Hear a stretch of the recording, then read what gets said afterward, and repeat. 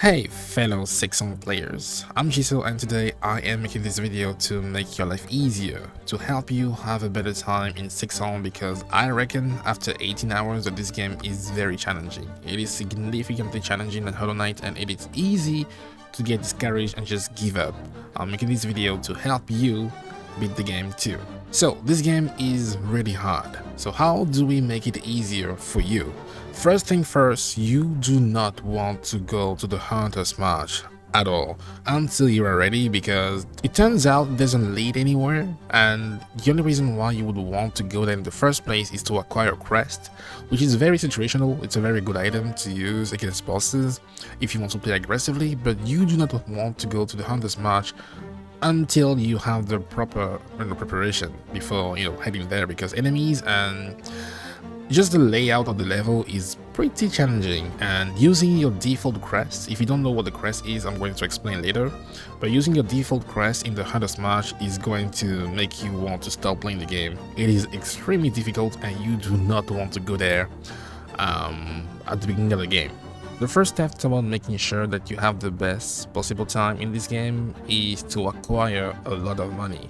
Now, I've been playing this game for 18 hours and I can tell you already, you are never going to feel like you have too much money because money is always spent on benches, and benches are very important because without them, well, you can't rest, and if you can't rest, then you can recover after getting hit by all the enemies you're going to encounter on your way to the next boss. So you need to be able to afford the benches, you need to be able to afford the maps, the beans, the stagway stations, and sometimes some enemies or even some NPCs which will grant you some powerful artifacts or items are locked behind the paywall. You need to be able to open some doors to talk to them and then spend even more money. So money is spent everywhere. That's how you get powerful, that's how you find your way. And the best place, in my opinion, where you can farm rosaries is in the bottom area. There is a bench below the most home. You want to head upstairs, above the bench. You're going to find a room with multiple enemies. They're very easy to deal with, which is very important because you don't want to waste too much time struggling against enemies. So they are pretty easy to dispatch. You want to clear the room and you don't want to go back to the bench right away. You want to go down on the left side.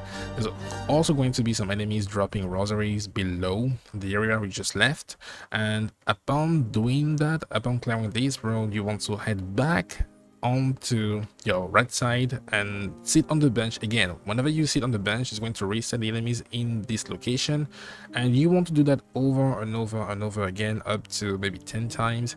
That will net you 500 because every single time you have a run, provided you kill everybody in this location, you're going to be able to net 50 rosaries, which is very good. So 10 times, if you do that 10 times, that's 500 rosaries, which is still not a lot because a simple key is 500, so that's definitely not enough money to be able to afford most items in this game. You always want to keep in mind that you can come back to this location if you are struggling with making money.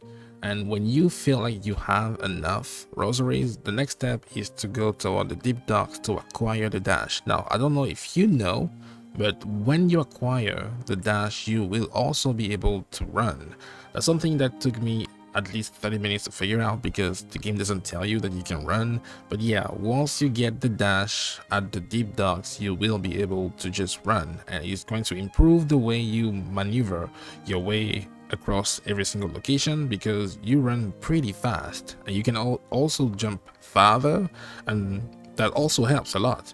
So you acquire the dash at the deep docks. You always want to keep in mind that you can come back to this location if you are struggling with making money.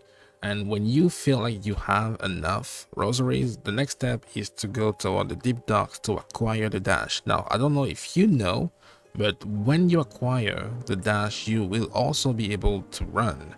That's something that took me at least 30 minutes to figure out because the game doesn't tell you that you can run. But yeah, once you get the dash at the deep docks, you will be able to just run, and it's going to improve the way you maneuver your way across every single location because you run pretty fast, and you can also jump farther, and that also helps a lot. So you acquire the dash at the deep docks, and the next step is to go to the far fields. Here you will get your hands on the float ability, which is pretty nice. You know, it's very situational, but you can also use it to get a glimpse of your surroundings, because you descend at a slower pace, which allows you to just again take your surrounding and plan the next step. It's not a very, I'll say, it's not a skill that you will use in battle, but it is pretty cool. So you acquire the float, and now you want to make your way all the way up to Greymore. Now, it's easy to miss, but there is a crest that will change your life in this location. You want to be careful because enemies are very strong, and I don't recommend heading here before you get the proper tools. Now, how do we make sure that you have good tools? Because in my opinion, it takes a long time for Hornet to get stronger, and I'm 18 hours into the game. I haven't found a single needle upgrade, something that could make my hits, you know, deal more damage. So right now my approach is just using just tools, and I've been pretty happy with the outcome.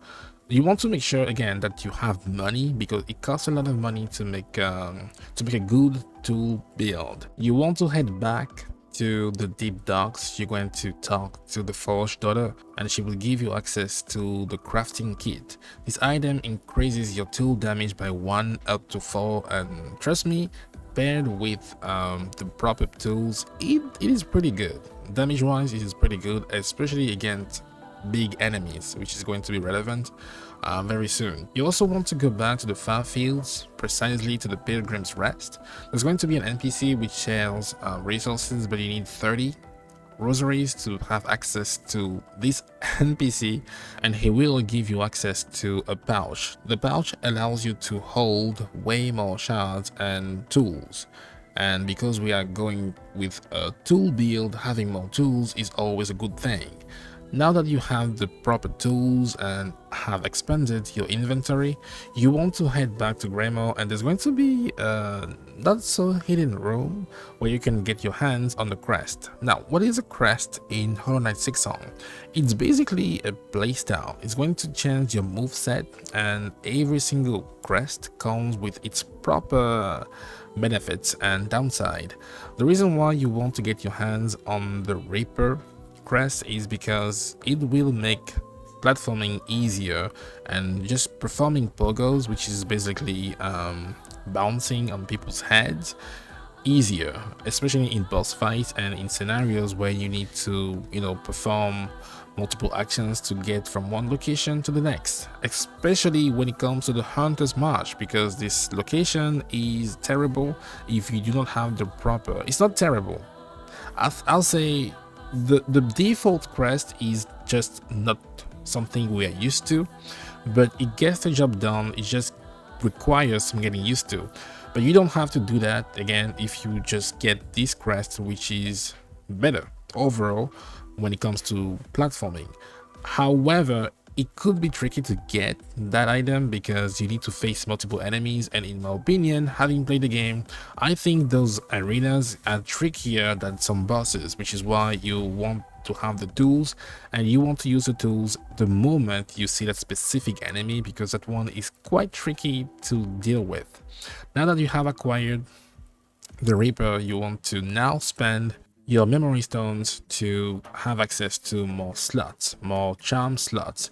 Now, as far as I'm concerned, the charms in these games are not crazy good, but they're just okay.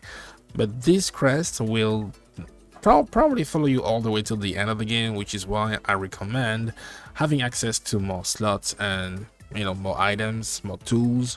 Is going to make your life easier, it's going to make you stronger. So yeah, get your hands, again, get some money, get some memory stones, and get more slots. Now this is a pretty good setup. You have good tool damage, and you have good ways to traverse every single level, because your pogo is now reliable. It's wider, it covers more range, and it is very reliable. And your hits are heavier, which means enemies tend to be knocked back further than before, which means it won't immediately retaliate. and yeah, you have a pretty good setup. The game is going to become easier, and now you can actually go back to the hunters march, and you're going to notice that you have a better time because you have the float ability, you have the dash, you can run, you can evade attack enemies attacks easier. So yeah, that's how you go it. I'm going to keep working on ways to make your life better in this game, because in my opinion, the way you approach this game, the choices you make, the locations you go to will significantly impact your overall experience, which is why you need to be careful. Do not go to Hunter's March unless you have made the proper adjustments. And yeah, I'll see you soon. Drop a like if you found this video informative or helpful, and I'll see you soon. Peace.